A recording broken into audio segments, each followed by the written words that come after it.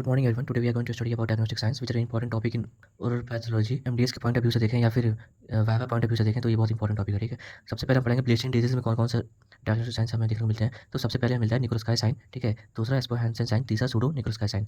तो bleaching disease में निकोलस्काई sign जो होता है वो ये कहता है कि जब भी हम किसी भी इपिडर्मिस पे अफेक्टेड इपिडर्मिस पे लैटरल प्रेशर लगाते हैं तो उसका इपिडर्मिस पील ऑफ होने लगता है। ठीक है, इसी को निकोलस्काई साइन पॉजिटिव बोलते हैं। ये हमें देखने को मिलता है पेम्फिगस वल्गैरिस में।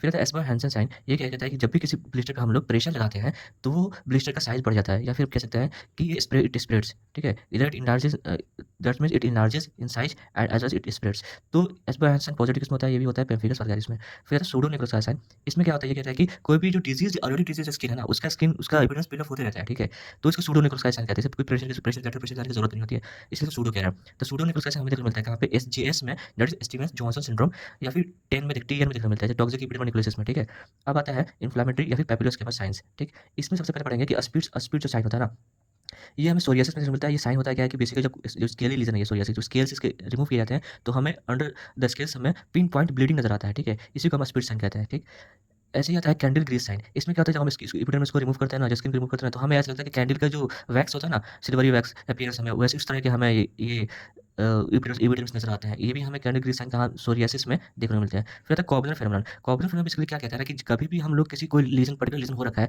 अब हम क्या करते हैं, एक ऐसे ट्रॉमा एक along the line of trauma, जब हम ट्रॉमा ऐसे एक लाइन में ऐसे ट्रॉमा देते हैं ना, तो along the line of trauma क्या होता है, एक लीजन क्रिएट हो जाता है। ठीक है, इसे हम कहते हैं कॉबलर फेनोमेनन। ये कहाँ देखने को मिलता है, सोरियासिस। ठीक है, लाइक प्रेस और विटिलिगो में देखने को मिलता है कॉबलर फेनोमेनन। तो बेसिकली क्या होता है, lesions common phenomenon lesions along the line of trauma. ठीक, ठीक है, जब ये स्क्रैच लगा रहे हैं ऐसे तो लीजन बन गया एक, ठीक है, प्रॉपर, तो उसको कॉमन फेनोमेनन बोलते हैं। और तो विकम्स स्ट्राइप, इसमें क्या होता है, इंटरलेसिंग व्हाइट लेसेस नजर आते हैं हमें। ठीक है, इंटरलेस के व्हाइट लेसेस नजर आते हैं, इंटरलेस। ठीक है, तो वो हमें देखने को मिलता है कहाँ पे, लाइकन प्लेनस में, विकम्स स्ट्राइप, वेरी इंपॉर्टेंट। ठीक, now coming to the pigmentation या फिर कनेक्टिव टिश्यू साइंस, इसमें जो मोस्ट इंपॉर्टेंट है वो है बटरफ्लाई रैश। ठीक है, जिसको हम लोग मलार रैश भी कहते हैं। ठीक, ये हमें सिस्टेमिक लूपस इरिथेमेटोसस में देखने को मिलता है। ठीक है, कहाँ देखने को मिलता है, एसएलई में। ठीक, अब बटरफ्लाई रैश, बटरफ्लाई क्यों कहा गया, क्योंकि इसका शेप जो होता है ना वो बटरफ्लाई की तरह होता है। चलिए इसको हम समझते हैं एक पिक्चर से। ठीक है, now coming to the malar rash, also known as butterfly rash. It is called butterfly rash because it is beautifully shaped as a butterfly. So खास बात इस बटरफ्लाई रैश की ये होती है कि it involves only two things. What are those two things, first is both side of cheek and the second is the nasal bridge. ठीक, but it does not include the area under the nasolabial fold. Nasolabial fold जो natural crease है ना, इसको हम क्या कहते हैं, दूसरा नाम, इसको हम लोग लाफ लाइन भी कहते हैं। तो लाफ लाइन के अंडर जो भी एरिया है ये इन्वॉल्व नहीं होता इस रैश से। ठीक, इस रैश की अदर खास चीज़ें ये हैं कि ये रैश जो है पर्पलिश या फिर रेडिश नजर आता है जब भी पेशेंट कहाँ जाता है, धूप में जाता है, क्योंकि ये एरिया बिल्कुल फोटो सेंसिटिव होता है। 50% ऑफ एसएलई पेशेंट में हमें ये देखने को मिलता है कि जब वो धूप में जाते हैं तो ये बिल्कुल प्रोमिनेंट हो जाता है ये एरिया। कैसे नजर आता है प्रोमिनेंट होने के बाद, रेडिश और पर्पलिश। ठीक, दूसरी खास बात यह है कि ये जो पेशेंट होते हैं ना, इनका जो रैश है बिल्कुल भी स्केली नहीं होता है।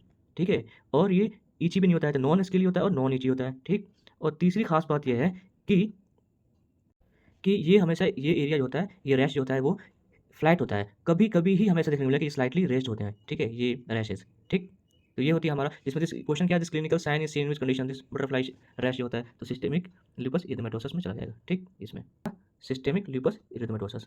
ठीक, now coming to the Gottron's papules, ये हमारे बेसिकली कहाँ देखने को मिलता है, डर्माटोमायोसाइटिस में देखने को मिलता है। ये गॉट्रॉन्स पैप्यूल्स होता क्या है बेसिकली, ये हमारे जो है ना एक्सटेंसिव सर्फेस ऑफ जॉइंट्स, जैसे जॉइंट्स होते हैं ना, जैसे यहाँ देखो ये जॉइंट्स हैं।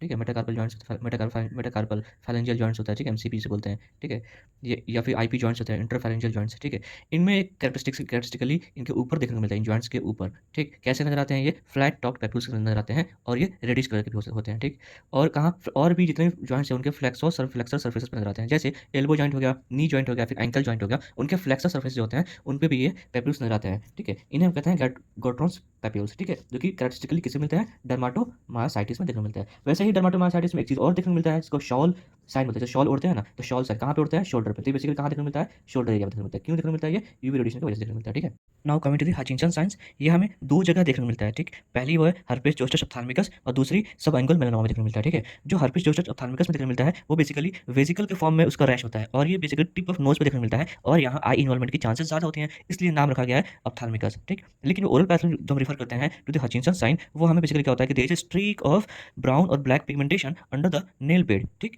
और इसके चांसेस क्या होते हैं कि ये स्प्रेड कर जाए टू दी नेल फोल्ड्स, ठीक है? तो इसको हम कहते हैं हचिंसन साइंस इन ओरल पैथोलॉजी। तो हम हचिंसन साइंस ओरल पैथोलॉजी कहेंगे तो क्या रिफर करेंगे to the we are referring to the subungual melanoma, ठीक? तो सबअंगुअल मेलानोमा को हम रिफर कर रहे हैं हचिंसन साइन में in oral pathology. Now coming to Darier sign. Darier sign basically क्या होता है, जब भी कोई एक ऐसा लीजन है उस पे हम रब कर रहे हैं, स्क्रैच कर रहे हैं, तो वो बिल्कुल क्या होता है, रेड हो जाता है, स्वॉलन हो जाता है, ठीक है, और इची हो जाता है। तो इसी कंडीशन को होता है कि वो डेयरी साइन पॉजिटिव है। ये बेसिकली डी ग्रेनुलेशन की वजह से होता है। और कहाँ देखने को मिलता है, तो क्यूटेनियस मास्टोसाइटोसिस में देखने को मिलता है, जैसे मोस्ट कॉमनली अर्टिकेरिया पिगमेंटोसा में देखने को मिलता है ये, ठीक है। Now, coming to the target lesions. This is also known as iris lesions and it resembles like a bull's eye and sometimes as a dartboard. It has three zones in it. The outer zone is dusky red in color, the middle zone is slight pale, and the innermost zone resembles like a erythematous ring and it is quite bright in color. So, it resembles like a dartboard. And this target lesion, iris lesion, is most commonly seen in erythema multiforme. Now coming to the other signs में हमें linear alba देखने को मिलता है और black dot science होता है, ठीक है। लीनियर अल्बा क्या होता है कि बेसिकली हॉरिजॉन्टल व्हाइट लाइन होता है। किस पे होता है ये, बक्कल मिकोजा पे होता है। किस लेवल पे, at the level of occlusal plane. So linear alba is a horizontal white line seen on the buccal mucosa, usually at the level of occlusal plane. Where it is seen in chronic trauma cases में। Chronic trauma cases में linear alba देखने को मिलता है, ठीक है। Now coming to the black dot sign. ये black dot sign होता क्या है, basically it represents, black dot represented by what, broke hair shaft.